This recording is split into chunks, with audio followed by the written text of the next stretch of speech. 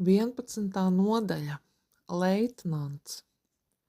Gāju nopakaļ uzraudzēju, mazliet iesāņus, pa labo pusi, lai nejauši netrāpītu uz neaizskaramā paklāja, pa agrāk neredzētu koridoru. Pagrieziens pa labi, pāris pakāpienu uz leju, atkal pa labi, kas par nebeidzamu labirintu bija šis cietums. Beidzot izgājām nelielā iekšpagalmā, sīki līņāja, lai arī maijs jau tuvojās beigām, rīts bija pavisam drēgns. Pēc 3 mēnešiem cietumā es gāju uz savu pirmo pratināšanu. No 3 pusēm pagalmiņu ieskāva masīvas ēkas ar restotiem logiem, bet 4. bija augsts mūris, gar kuru rindojās nelielas būdiņas. Tātad šeit norisinājās bēdīgi slavenās noklaušināšanas, īstenībā pratināšanas, kurās tika izlemts ieslodzīto liktenis. Atceroties vēstis, kādas man bija jāpadod tālāk Hitlera dzimšanas dienas vakarā, aiztrūka elpa. Kungs Jēzu, arī tevi veda uz pratināšanu, parādi man, ko darīt. Un tad es kaut ko ieraudzīju. Lai kas arī nebūtu 4. būdiņas saimnieks, viņš gar sienu bija iestādījis tulpju rindu. Tagad tās bija jau noziedējušas, palikuši tikai kātiņi un apdzeltējušas lapas. Dārgais kungs, dod, ka mani aizved uz 4. būdiņu. Uzraudze brīdi apstājās, lai uzrautu kapuci, tad izgāja lietu uz grantētā celiņa, pagāja garām 1. būdiņai, tad 2., 3., pie būdiņas ar tulpēm apstājās un pieklauvēja. Jā, herein, vācu valodā, jā, iekšā, atsaucās vīrieša balss. Uzraudze pagrūda durvis, padeva Heil Hitler un atkāpās, pastumjot mani pa priekšu. Tur stāvēja virsnieks, ordeņa lentītēm rotātā Frencī ar revolveri ādas makstī. Viņš noņēma cepuri un es attapos, ka uzlūkoju to pašu izsmalcināto džentlmeni, kurš bija mani apmeklējis kamerā. Esmu leitnants Rāms, viņš teica, spērdams soli tuvāk, lai aizvērtu aiz manis durvis. Jūs taču visa drebat, tūlīt iekursim ugunī. Viņš iebēra vēderainajā čuguna krāsniņā ogļu spaineli. Kā laipns vācu namatēvs rūpēs par dārgu viešņu. Vai tikai tās nebija meistarīgi izliktas lamatas? Vai gan viņš nebija praksē pārbaudījis, ka, lai izdabūtu atzīšanos no cietumnieka, kurš noilgojies pēc cilvēciska siltuma, mazliet laipnības un iejūtības, dod nesalīdzināmi vairāk nekā dūre uz galda?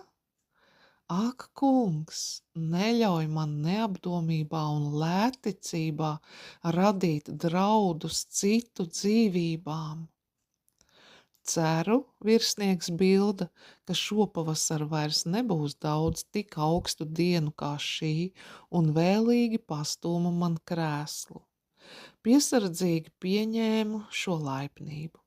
Cik savādi pēc 3 mēnešiem sajust aiz muguras atzveltni un atbalstu zem rokām. Krāsniņa strauji iesildīja mazo telpu. Pašai nemanot jau sāku atslābināties. Uzdrošinājos pat izteikt biklu piezīmi par tulpēm, tik garas, kad ziedēja laikam bija ļoti skaisti. Jā, gan, viņš izplūda tīri bērnišķīgā priekā, labākās kādas man bijušas.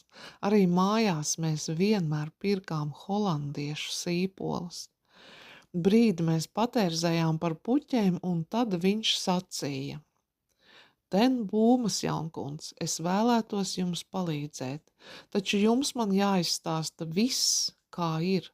Es varbūt kaut ko spēšu darīt, taču tikai tad, ja jūs nekā no manis neslēpsiet. Tā, tas jau bija gaidāms. Viss šis draudzīgums, rūpes un ieinteresētība, kam es pa pusē jau sāku ticēt, izrādījās tikai līdzeklis, lai izvilinātu informāciju. Bet ko es te gremžos? Viņš taču ir profesionāls, un tas ir viņa darbs, bet arī es, vismaz nedaudz, esmu profesionāle. Tad nu paskatīsimies, kurš kuru. Vai veselu stundu viņš mani izjautāja, pielietojot visus iespējamos psiholoģiskos trikus, kuros mūsu jaunieši bija mani iedīdījuši. Faktiski es jutos kā students, kurš samācījies grūtam eksāmenam, izvelk viselementārāko biļeti. Drīz noskaidrojās, ka viņi mūsu māju uzskata par štābu, no kura tikuši organizēti iebrukumi pārtikas pārvaldēs visā valstī, bet es no visām nelegālajām darbībām, kādas gulās uz manas sirdsapziņas, tieši par šo zināju vismazāk, jo kartiņas tikai reizi mēnesī saņēmu un izdalīju. Mana nezināšana šai lietā bija tik acīm redzama, ka galu galā leitnantam Rāmsam apnika pierakstīt manas nelabojami muļķīgās atbildes, un viņš nolika blociņu malā. Un jūsu pārējās pretlikumīgās darbības ten Būmas jaunkunds, ko jūs par tām man varētu pastāstīt? Pārējās? Ak jā, es dedzīgi atsaucos, jūs taču noteikti gribēsiet dzirdēt par manu darbu ar garīgi atpalikušajiem, un aizrautīgi metos aprakstīt, kādas pūles esmu pielikusi sludinot viņiem dievvvārdus.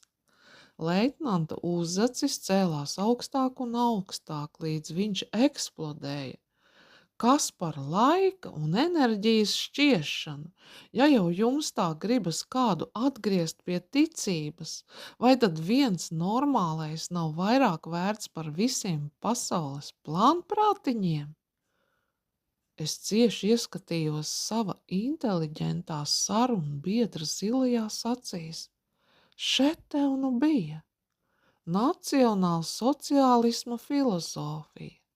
Un viss viens, vai aiz loga ir tūpju dobe vai nav. Taču tad pati sev par pārsteigumu izdzirdēju savu balsi, tik mierīgu, līdzsvarotu un drošu. Vai drīkstu ar jums runāt atklāti, leitnanta kungs? Tieši uz to es cerēju jau no paša sākuma, viņš stingri noskaldīja, parādiet man to godu. Patiesībā, leitnanta kungs, es runāju lēni, vārdu pa vārdam. Ir tā, ka Dieva skatījums uz lietām dažkārt atšķiras no mūsējā un atšķiras tik ļoti, ka cilvēki to pat nenojaustu, ja viņš mums nebūtu devis grāmatu, kas to izskaidro. Es labi sapratu, ka tā runāt ar nacistu virsnieku ir neprāts, bet viņš nekā neiebilda, tāpēc es turpināju. No Bībeles esmu mācījusies, ka Dievs nevērtē mūs pēc mūsu spēka vai smadzenēm, bet vienkārši tādēļ, ka ir mūs radījis. Kas zina, vai viņa acīs plānprātiņš nav vairāk vērts nekā pulksteņmeistars? Vai sacīsim leitnants? Leitnants Rāms strauji piecēlās. Šodienai pietiks, viņš sausi noteica, un tūlīt piegājis pie durvīm pasauca sardzi. Uz grāns cēliņa nošņirkstēja soļi. Pavadiet ieslodzīto uz kameru. Sekojot uzraudzēju pa garajiem, drēgnajiem koridoriem, es spēju domāt tikai vienu. Kādu kļūdu esmu pieļāvusi? Biju izrunājusies par daudz, biju sagrāvusi pat niecīgāko iespēju, ka šis cilvēks kaut ko manis labā darīs. Tomēr jau nākamajā rītā leitnants Rāms pašrocīgi atslēdza manas kameras durvis un pats pavadīja mani uz pratināšanu. Viņš acīm redzot nekā nezināja par aizliegumu ieslodzītajiem kāpt uz džutas celiņa, jo ar laipnu žestu norādīja, lai eju pa gaiteņa vidu viņam pa priekšu. Visu ceļu garām neskaitāmajām uzraudzēm nogāju kaunīgi nolaidusi acis, kā labi dresēta sunīte, kuru saimnieks pieķēris guļam dīvānā. Pagalmā šoreiz spoži spīdēja saule. Šodien viņš noteica, paliksim ārā, jums taču tā pietrūkst saules gaismas. Pateicībā sekoja viņam uz pagalmu tālāko stūri, kur bija aizvējš. Tur mēs apsēdāmies piesaulē, atspiežot muguru pret mūri. Cauru nakti nevarēja gulēt, leitnants iesāka. Domāju par to grāmatu, no kuras jūs smeļat tik savādas idejas. Kas vēl tur sacīts?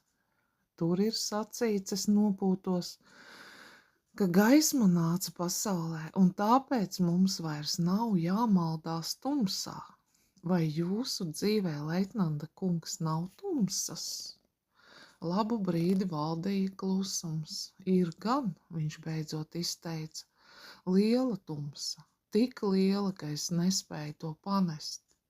Es domāju darbu, kāds man te jādara. Un pavisam negaidīti viņš iesāka stāstīt par savu sievu un bērniem Brēmenē, par savu dārzu, suņiem, par ģimenes pārgājieniem brīvā dabā atvaļinājuma laikā. Brēmeni pagājušo nedēļu atkal bombardēja. Katru rītu pamostoties es jautāju sev, vai viņi vēl ir dzīvi? Leitnanta kungs, ir viens, kurš viņus nekad neizlaiž no acīm. Jēzus ir Bībelē minētā gaisma. Gaisma, kas spēj spīdēt pat tādā tumsā kā jūsējā. Leitnants uzrāva naģeni ciešāk pār acīm. Saulē nozipsnīja miroņa galva un sakrustotie kauli uz kokardes. Ko gan jūs varat zināt par tādu tumsu kā manējā? Viņš nočukstēja tikko dzirdami. Pratināšana turpinājās vēl 2 dienas. Pametis visas pretenzijas izspiest no manis informāciju par pagrīdes darbu, leitnants Rāms aizrautīgi prašņāja par bērnību, par māmuļu, papu, tantēm un gribēja dzirdēt vēl un vēl. Uzzinot, ka papus miris šeit cietumā, leitnants bija satriekts. Manā lietā tas nebija pat pieminēts. Toties vienā gan papīri viesa skaidrību, proti par ieslodzījumu vaininieku kamerā. Vēros īsajā mašīna raksta frāzē, uz kuru norādīja leitnanta pirksts. Ieslodzītās veselības stāvoklis uzskatāms par bīstamu apkārtējām un domāju par garajām naktīm, kad vējš gaudoja pakšos, par niknajām uzraudzēm, par augstās kostes draudiem. Bet ja jau tas nav sods, kāpēc uzraudzes uz mani tā niknojas? Kāpēc neļauj pat sarunāties? Leitnants skatienu nolaidis, kārtoja papīrus uz galda. Redziet, ten Būmas jaunkundz, cietumā, kā jebkurā iestādē, ir savi likumi, sava kārtība. Bet es taču vairs neesmu bīstama apkārtējiem. Ar katru nedēļu man paliek labāk, un tepat blakus ir mana miesīgā māsa. Leitnanta kungs, ja tikai man ļautu ar viņu satikties, pārunāties mazu brītiņu. Viņš pacēla acis no papīriem, un es tajās ieraudzīju tik daudz smeldzes. Ten Būmas jaunkungs, pieļauju, jums šķiet, ka es te esmu ietekmīga persona. Es valkāju uniformu, man ir noteikta vara pār padotajiem, bet es esmu cietumā, mana dārgā Hārlems lēdī, daudz stiprākā par šo. Tā bija 4. un pēdējā pratināšana. Leitnants savāca papīrus un izgāja, atstājot mani vienu. Bija tik žēl šķirties no šī godīgā cilvēka. Visgrūtāk viņam bija samierināties ar to, ka kristiešiem jācieš. Kā jūs pēc visa tā vēl varat ticēt Dievam? Viņš mēdza jautāt. Kas tas ar ārā vispār ir par Dievu, kas pieļāva jūsu vecītim nomirt te, Scheveningenā? Piegāju sasildīt rokas pie krāsniņas. Es arī nesapratu, kāpēc papum bija jāmirst šādā veidā. Es daudz ko nesapratu. Vispār nesapratu vairāk nekā sapratu. Bet te man ienāca prātā, kā papus pats atbildēja uz grūtiem jautājumiem. Ar zināšanām, Korī, ir tāpat. Gadās lietas, kas ir par smagu, tu nevari tās panest. Nekas. Papus pats panesīs, līdz tu varēsi. Jā, par čemodānu vilcienā es noteikti pastāstīšu leitnantam Rāmsam. Viņam taču tā patika stāsti par papu. Taču, kad leitnants atgriezās, viņam līdzi bija uzraudzi no sieviešu spārna. Ieslodzītās Ten Būmas noklaušināšana beigusies, viņš noteica. Nogādājiet viņu atpakaļ kamerā. Jaunā sieviete nostiepās kā stīga un noskaldīja. Tieši tā. Brīdī, kad spēru soli pāri slieksnim, leitnants Rāms pieliecās man pie auss. F koridorā, viņš klusi noteica. Ejiet lēnām. Lēnām? Kā viņš to domāja? Uzraudze pa garajiem koridoriem trasēja tā, ka, lai kaut cik turētos līdzi, man bija jālaižas teciņus. Priekšā sanitārs pat laban slēdza vaļā kādas durvis. Es atpaliku no uzraudzes, cik tālu vien uzdrīkstējos. Sirds mežonīgi daudzījās. Nez kāpēc pēkšņi nospriedu, ka tai jābūt Becijas kamerai. Un tad jau biju iepretī durvīm. Pēc eleganti saglaustās kastaņkrāsas matu copes vien jau sapratu, tā ir viņa. Becija sēdēja ar muguru pret mani. Citas sievietes no kameras ziņkārīgi mani nopētīja. Tikai Becijas galva palika noliekta pār šuvekli vai adīkli klēpī.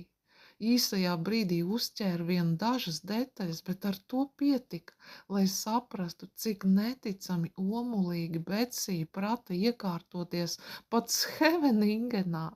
Salmu matrači nebija samesti kaudzē kā citur, bet sarullēti un glīti nostādīti ierindā gar sienu, katram galā dāmu cepure, mazā plauktiņā mākslinieciski bija sakārtots nedaudzo pārtikas paciņu saturs. Es gluži vai dzirdēju Beciju sakām, tā sarkano cepumu kārbu te centrā, pat mēteļi uz vaģa it kā ieaicināja ciemos. Katram piedurkne bija uzmesta uz blakus esošā mēteļa pleca, gluži kā rotaļā ejošiem bērniem. Šneller! Aber schnell! Vācu valodā. Ātrāk, bet ātri! Es salēcos un metos iedzīt savu eskortu. Tas bija tikai mirklis, īss acu uzmetiens, augstākais 2 sekundes, bet ceļu pa Scheveningenas koridoriem es turpināju jau ar Becijas mundro, dziedošo garu sirdī. Visu rītu koridorā blikšķēja durvis. Nu, atslēga nožvedzēja arī manējās. Ieklupa ļoti jauniņa uzraudze pilnīgi jaunā uniformā. Ieslodzītā, piecelties, mierā, viņa nobēra. Platām acīm vēros viņā. Izskatījās, ka meitenīti pārņēmušas nāves bailes no kaut kā vai kāda, kas tūlīt nāks. Tad durvju ailu piepildīja melna ēna, un tai pa pēdām kamerā iepeldēja liela auguma sieviete, visgarākā, kādu man vispār bija nācies redzēt. Viņas vaipsti bija klasiski skaisti, seja un stāvs kā marmorā kaltais sengrieķu dievietei, un acīs ne atblāzmas no jūtām. Tā arī skatos. Palagu nav vispār, viņa vāciski teica uzraudzēji, tā ka līdz piektdienai, lai būtu 2, mainīt ik pa 2 nedēļām. Pēc gultas ledus augstās acis tikpat lietišķi pārslīdēja arī man. Cik bieži ieslodzītā saņem dušu? Uzraudzi aplaizīja lūpas. Apmēram reizi nedēļā vahmistrs sardzes virsnieks seržants. Reizi nedēļā. Labi, ja reizi mēnesī. Turpmāk vedīsiet 2 reiz nedēļā. Palagi, regulāras dušas, vai tiešām apstākļi uzlabojas? Jaunā komandante spēra 2 soļus dziļāk kamerā, lai aizsniegtu spuldzīti. Viņai pakāpties nevajadzēja, 1 rāviens un sarkanā telefona abažūriņa vairs nebija. Tad kārta pienāca cepumu kārbai no Nolijas 2. sūtījuma. Kamerā nekādu kārbu, holandiski nokliedzās jaunā uzraudzīta, it kā pārkāpts būtu vispārzināmākais likums. Nezinādam, ko darīt, izgāzu cepumus tieši uz matraču. Tad pēc vahmistrienes bezvārdu mājiena izbēra arī vitamīnu pudelīti un maisiņu ar piparmētru dražajām. Pretēji iepriekšējai komandantei, kas bez apstājas auroja un saukājās, šī strādāja kapa klusumā.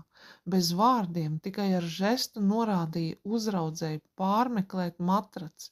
Mans sirds sakāpa kaklā, tur taču glabājas mans pēdējais atlikušais evaņģēlijs. Uzraudzi nometās ceļos un visu iztaustīja. Taču vai nu viņa bija pārāk sanervozējusies, lai izdarītu darbu kā nākas, vai arī tam bija cits brīnumains izskaidrojums, pieceļoties rokas viņai bija tukšas, un tad jau abas bija projām. Tā arī neattapusi, ka tagad varu apsēsties, es truli noraudzījos izsvaidītajos cepumos un pārmaiņu vējiem koridorā raustot durvis domāju, kā būs, kad šī marmora dieviete nonāks Betsijas kamerā un atkal to reducēs līdz 4 kailām sienām un cietuma lāviņai. Tieši šī garā taisnākā miec vahmistriene kādu dienu, jūnija 2. pusē, atslēdz manas kameras durvis, un viņai līdzās stāvēja leitnants Rāms.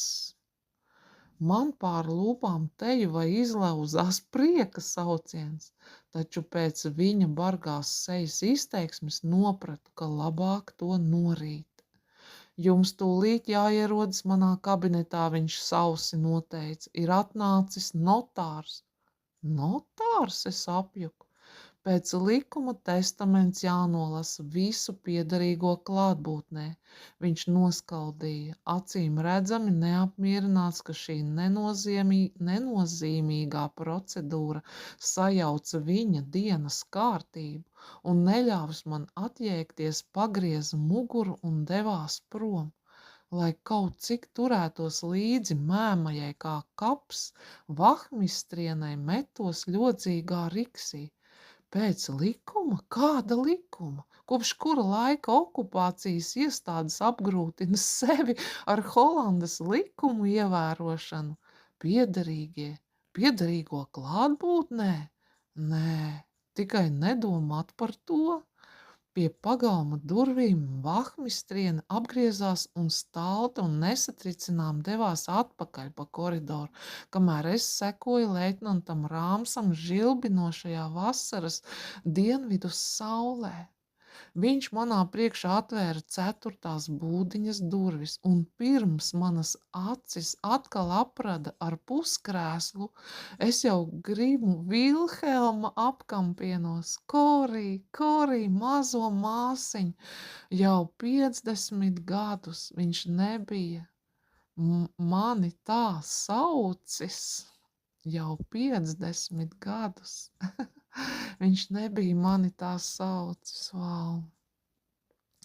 Nu jau mani apņēma vēl arī viena Nolijas roka, otra bija apķērusi Betsiju ar tādu spēku, kas lika noprast, viņa vairs nepieļaus, ka kaut kas mums šķirtu. Betsija, Nolija, Vilem, es vairs nezināju, kuru vārdu izsaukt pirmo. Tāpat bija arī Tīna un Flips, tepat bija arī, piedošana, ka es kļūdos. Tepat bija arī Tīna un Flips un vēl kāds. Kad ieskatījos, atpazinu viņā Hārlemes notāru, kuru mēs par retam bijām aicinājuši uz konsultācijām pulksteņu veikalā. Tad mēs atlaidām apskāvienus un turējām viens otru rokas stiepienu attālumā, lai labi aplūkotu, un visi reizē bērām jautājumus. Betsija bija ļoti bāla un manāmi sakritusies, bet Vilema izskats mani vienkārši satrieca. Seja izdēdējusi, dzeltena un sāpju savagota. Tīna stāstīja, ka tāds viņš pārbraucis no Scheveningenes. No 8 cilvēkiem viņa šaurajā kamerā 2 miruši ar dzelteno kaiti. Vilems, kā man sažņaudzās sirds viņu tādu redzot. Atkal kritu viņam ap kaklu un klausījos tikai skanīgo basu, lai nebūtu jāskatās sejā. Taču pats viņš nemaz neraizējās par savu slimību, tikai par Kiku. Izskatīgo blondo puisi pirms mēneša, kad viņš palīdzējis amerikāņu izpletnēcējam bēgt no Ziemeļjūras, notvēruši vācieši. Tagad viņš visticamāk ar cietuma ešalonu jau bija nogādāts Vācijā. Par papus pēdējām dzīves dienām viņi bija izdibinājuši tik daudz, ka kamerā viņš cik noprotams saslimis, tāpēc aizvests uz Hāgas pilsētas slimnīcu. Tur vairs nav bijis vietu. Papus miris koridorā neatpazīts, bez dokumentiem un apglabāts bezpajumtnieku kapos.